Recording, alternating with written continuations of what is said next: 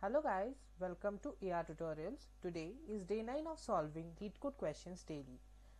Friends, yesterday I have covered the topic merge sort, and yesterday I had a different plan that from tomorrow onwards, that is from today onwards, I would be taking merge sort high and medium level questions. But I have changed my plan. Instead of taking harder questions on merge sort, I would rather go from taking all sorting techniques, then some easier questions of array, then jumping towards the medium and high questions.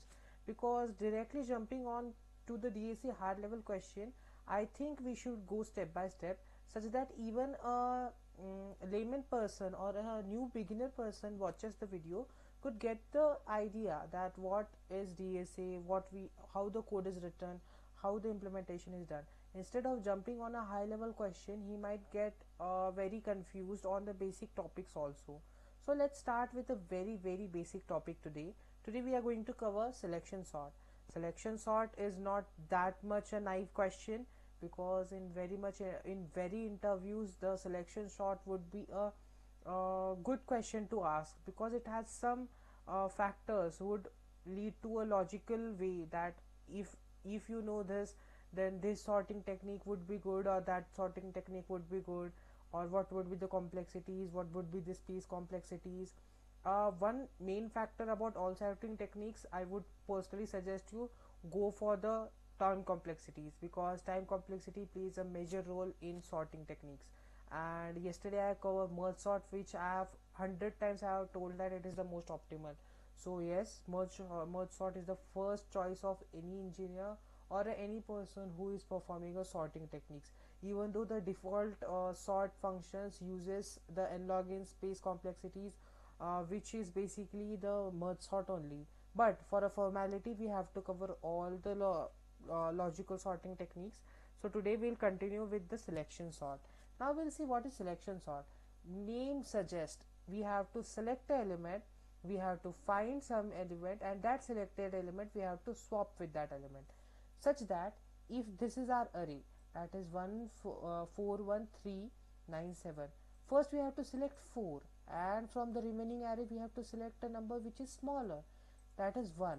In first pass, what we will do, we'll selected the selected element and the smallest element will swap, so it will become 1 4 3 9 7.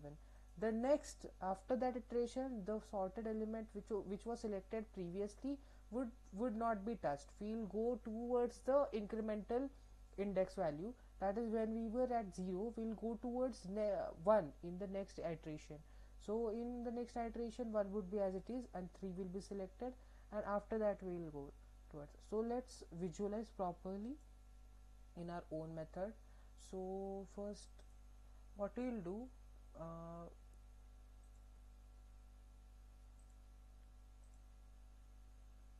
okay guys, so let's select our first element.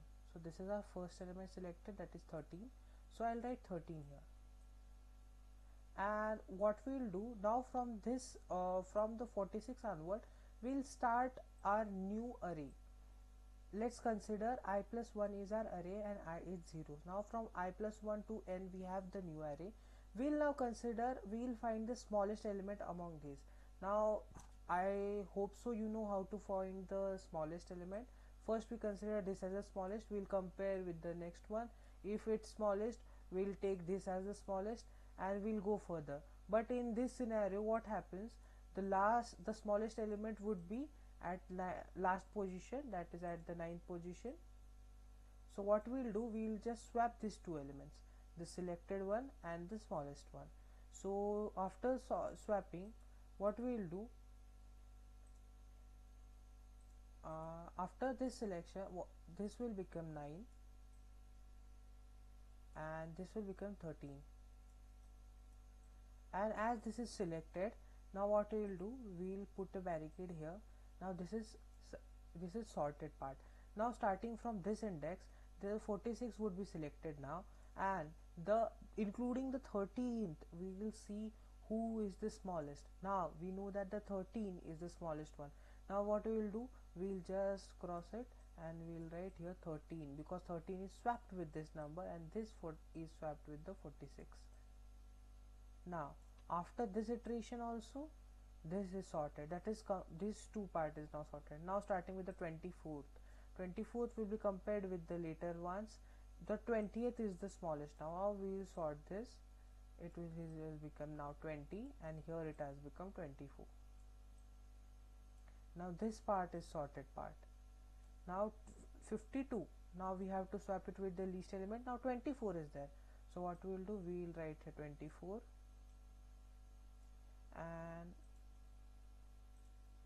we will now write here 52 and now 52. Now this part would be selected one. Now 52 will be compared with the 46 and of course it will get sorted. This both are, so here will be 46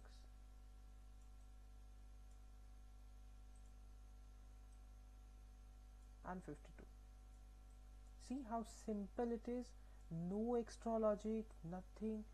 With minimalistic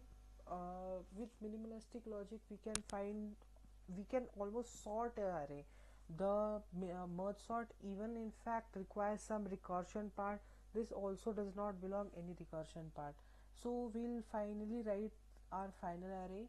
The sorted array, it would be 9, then 13, then it would be 20. Please forgive for my handwriting, it is very hard to write on this with using mouse, so please bear this handwriting. Soon I'll buy the stylus, so at that time my handwriting would be good. So this is the sorted array. Now this is it. Yes, so let's see the code.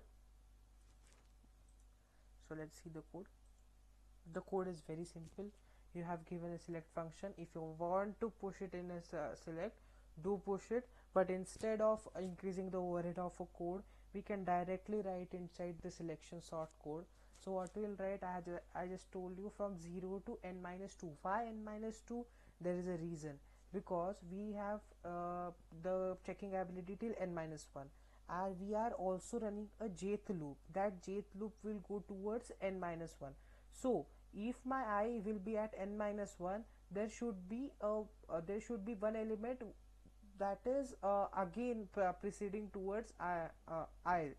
So if I am at n-1, there should be one element again also. So what I'll do, for a safer side, I'll put it towards the n-1, and for the jth loop I'll go till n-1. I for j minus I n-2 and for j n-1. Very easy logic, nothing fancy. Now I have take one item minimum. For this I have to store the minimum point of the rest of the array. So the first one would be the array which I have selected, that is this part, the first, that is fourth element.